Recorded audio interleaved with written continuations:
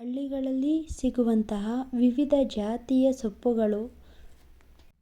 ಈ ಸೊಪ್ಪಿನಲ್ಲಿ ರುಚಿಕರವಾದಂತಹ ಆರೋಗ್ಯಕರವಾದಂತಹ ಒಂದು ಬಸ್ಸಾರು ಅಥವಾ ಸಾಂಬಾರು ಮಾಡೋದು ಹೇಗಂತೇಳಿ ನಾನಿಲ್ಲಿ ತೋರಿಸ್ಕೊಡ್ತಿದ್ದೀನಿ. ಈ ಸೊಪ್ಪನ್ನು ಒಂದು 10-15 ನಿಮಿಷ ಚೆನ್ನಾಗಿ ನೆನೆಸಿ ಮತ್ತೆ ಒಂದು 2-3 ಬಾರಿ ಚೆನ್ನಾಗಿ ಜಾಲಿಸಿ ವಾಶ್ ಮಾಡ್ಕೊಳ್ಳಿ. ಆವಾಗ ಅದರಲ್ಲಿರುವಂತಹ ಸಣ್ಣ ಸಣ್ಣ ಮರಳೆಲ್ಲ ಹೋಗುತ್ತೆ. ಈ ಹಳ್ಳಿ ಶೈಲಿ ಸೊಪ್ಪಲ್ಲಿ ಏನಪ್ಪ ಸ್ಪೆಷಲ್ ಅಂತ ಹೇಳಿದರೆ, ಇಲ್ಲಿ ನಾನಾ ಜಾತಿಯ ಸೊಪ್ಪುಗಳಿರುತ್ತೆ. ಅಣ್ಣೆ ಸೊಪ್ಪು, ಮೆಣಸಿನ ಸೊಪ್ಪು, ಕುಂಬಳಕಾಯಿ ಸೊಪ್ಪು, ತುಂಬೆ ಸೊಪ್ಪು, ಈ ರೀತಿ ಅನೇಕ ರೀತಿಯ ಸೊಪ್ಪುಗಳು ಇಲ್ಲಿ ಮಿಕ್ಸ್ ಆಗುತ್ತೆ. ಒಂದೊಂದು ಸೊಪ್ಪಲ್ಲೂ ಒಂದೊಂದು ಔಷಧೀಯ ಗುಣಗಳನ್ನು ಸಹ ಹೊಂದಿರುತ್ತೆ ಇದು. ಹಾಗಾಗಿ ನಿಮಗೆಲ್ಲರೂ ಈ ಸೊಪ್ಪು ಸಿಕ್ಕಿದ್ರೆ ಈ ಸೊಪ್ಪನ್ನು ಬಳಸಿ. ಬಾಯಿಗೆ ತುಂಬ ರುಚಿ, ದೇಹಕ್ಕೆ ತುಂಬ ಆರೋಗ್ಯಕರವಾದಂತಹ ಒಂಥರ ಅದ್ಭುತವಾದ ಸೊಪ್ಪು ಮಾಡೋದು ಹೇಗಂತೇಳಿ ಈಗ ತೋರಿಸ್ಕೊಡ್ತೀನಿ. ಮೊದಲಿಗೆ ಸ್ಟವ್ನ ಹಚ್ಚಿ ಅದಕ್ಕೆ ಕುಕ್ಕರ್ನ ಇಟ್ಟು 1 ಕಪ್ ತೊಗರಿಬೇಳೆನ ನಾನಿಲ್ಲಿ ಬೇಯಿಸ್ಕೊಳ್ತಿದ್ದೀನಿ. 1 ವಿಸಿಲ್ ಕೂಗಿಸ್ಕೊಂಡ್ರೆ ಸಾಕಾಗುತ್ತೆ. ಈ ಕಪ್ಪಲ್ಲಿ ಬೇಳೆ ತೊಗೊಂಡಿದ್ದೀನಿ. ತುಂಬ ಬೆಂದೋದ್ರೆ ಸೊಪ್ಪಿಗೆ ಚೆನ್ನಾಗಿರಲ್ಲ, ಹಾಗಾಗಿ ಬೇರೆ ಸೊಪ್ಪು ತರಕಾರಿಗೂ ಈ ಥರ ಸಾಂಬಾರು ಮಾಡ್ಕೋಬೋದು. ಮೊದಲಿಗೆ ಸ್ಟವ್ ಮೇಲೆ ಒಂದು ಪಾತ್ರೆನ ಇಟ್ಟು ಅದಕ್ಕೆ ಈಗ ನೀರನ್ನು ಹಾಕ್ಕೊಳ್ತಿದ್ದೀನಿ. ಈಗಾಗಲೇ ಮೊದಲೇ ನಾನು ಬೇಳೆನ 1 ವಿಸಿಲ್ ಬೇಯಿಸ್ಕೊಂಡು ಇಟ್ಕೊಂಡಿದ್ದೀನಿ. ಈಗ ಬೆಂದಿರುವಂಥ ಬೇಳೆಗೆ ಸೊಪ್ಪನ್ನು ಹಾಕ್ಕೊಳ್ತಿದ್ದೀನಿ. ಸಣ್ಣದಾಗಿ ಕಟ್ ಮಾಡಿ ಸೇರಿಸ್ಕೊಂಡಿದ್ದೀನಿ. ಈಗ ಸೊಪ್ಪೆಲ್ಲ ಹಾಕ್ಕೊಂಡಿದ ನಂತರ ಇದನ್ನು ಚೆನ್ನಾಗಿ ಒಂದ್ಸಲ ನೀರಲ್ಲಿ ಮಿಕ್ಸ್ ಮಾಡ್ಕೊಳ್ತಿದ್ದೀನಿ. ಈಗ ಸೊಪ್ಪು ಕುದಿ ಬರ್ತಿದೆ. ಇವಾಗ ಸೊಪ್ಪಿಗೆ ಬೇಕಾದಷ್ಟು ರುಚಿನ ಸೇರಿಸ್ಕೊಳ್ಳಿ. ರುಚಿ ಹಾಕಿದ ನಂತರ ಮತ್ತೆ ಒಂದು 2 ಕುದಿ ಬಂದಾದಮೇಲೆ ಸೊಪ್ಪು ಬೆಂದಿದೆಯಾ ಅಂತೇಳಿ ಚೆಕ್ ಮಾಡ್ಕೊಳ್ಳಿ.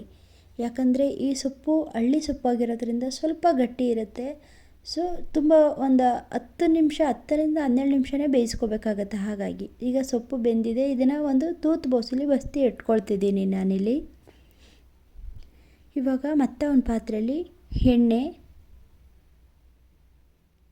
ಅರ್ಧ ಸ್ಪೂನ್ ಸಾಸಿವೆ, ಮತ್ತು ಒಂದು 3-4 ಒಣಮೆಣ್ಸಿಕಾಯಿ ಅಥವಾ ಬ್ಯಾಡಗಿ ಮೆಣಸಿಕಾಯಿ, ಒಂದು 5-6 ಜಜ್ಜಿರುವಂತಹ ಬೆಳ್ಳುಳ್ಳಿ ಎಸಳು, ಸ್ವಲ್ಪ ಕರಿಬೇವಿನ ಸೊಪ್ಪು ಹಾಕಿ ಚೆನ್ನಾಗಿ ಮಿಕ್ಸ್ ಮಾಡಿಕೊಂಡು ಮತ್ತು ಇದಕ್ಕೆ ಸ್ವಲ್ಪ ಹಿಂಗನ್ನು ಸೇರಿಸ್ಕೊಳ್ತಿದ್ದೀನಿ. ಹಿಂಗು ಬೇಕಂದ್ರೆ ಆಪ್ಷನು, ಇಷ್ಟ ಇದ್ದರೆ ಹಾಕಿ, ಇಲ್ಲಾಂದರೆ ಸ್ಕಿಪ್ ಮಾಡ್ಕೊಳ್ಳಿ. ಮತ್ತು ಇಲ್ಲಿ ಸಣ್ಣದಾಗಿ ಕಟ್ ಮಾಡ್ಕೊಂಡಿರುವಂತಹ 2 ಟೊಮೆಟೊ ಹಣ್ಣನ್ನು ಹಾಕ್ಕೊಳ್ತಿದ್ದೀನಿ. ನಾನಿಲ್ಲಿ ರುಬ್ಬಾಕ್ತೆ ಸಾಂಬಾರು ಮಾಡೋದು ಹೇಗಂತೇಳಿ ತೋರಿಸ್ಕೊಡ್ತಿದ್ದೀನಿ. ಈಗ ಇದನ್ನು 2 ಮಿನಿಟ್ಸ್ ಚೆನ್ನಾಗಿ ಕುಕ್ ಮಾಡ್ಕೋಬೇಕು.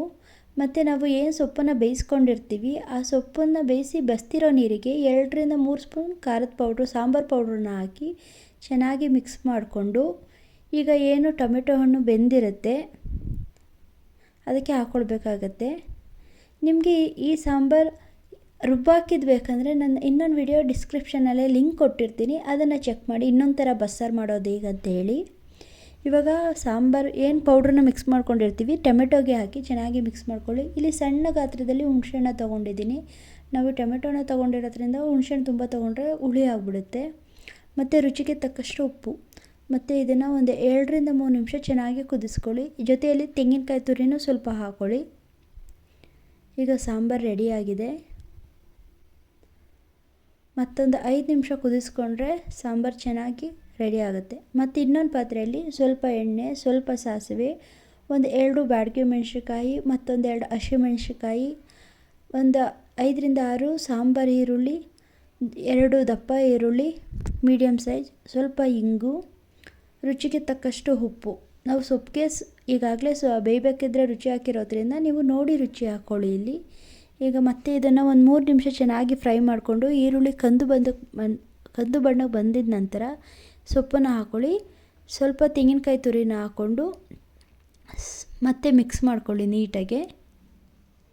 ಇವಾಗ ಒಂದು 2 ಸಲ ಈಗ ಚೆನ್ನಾಗಿ ಮಿಕ್ಸ್ ಮಾಡಿಕೊಂಡ್ರೆ ಕುಲ್ಕಿ ಸೊಪ್ಪು ರೆಡಿ ಆಗುತ್ತೆ.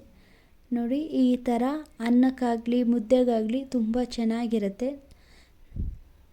ಈ ರೀತಿ ರುಚಿಕರವಾದ, ಆರೋಗ್ಯಕರವಾದ ಮತ್ತಷ್ಟು ಅಡುಗೆಗಳಿಗಾಗಿ ನನ್ನ ಯೂಟ್ಯೂಬ್ ಚಾನಲನ್ನು ಚೆಕ್ ಮಾಡ್ತೀರಿ. ಸಬ್ಸ್ಕ್ರೈಬ್ ಮಾಡಿ, ಬೆಲ್ ಐಕನ್ನ ಕ್ಲಿಕ್ ಮಾಡಿ. ಮತ್ತಷ್ಟು ಹೆಚ್ಚೆಚ್ಚು ವಿಡಿಯೋಗಳು ಬರುತ್ತೆ. ನಿಮಗೆ ವಿಡಿಯೋ ಇಷ್ಟ ಆಗಿದರೆ ಶೇರ್ ಮಾಡಿ, ಲೈಕ್ ಮಾಡಿ, ಸಬ್ಸ್ಕ್ರೈಬ್ ಮಾಡಿ. Thank you.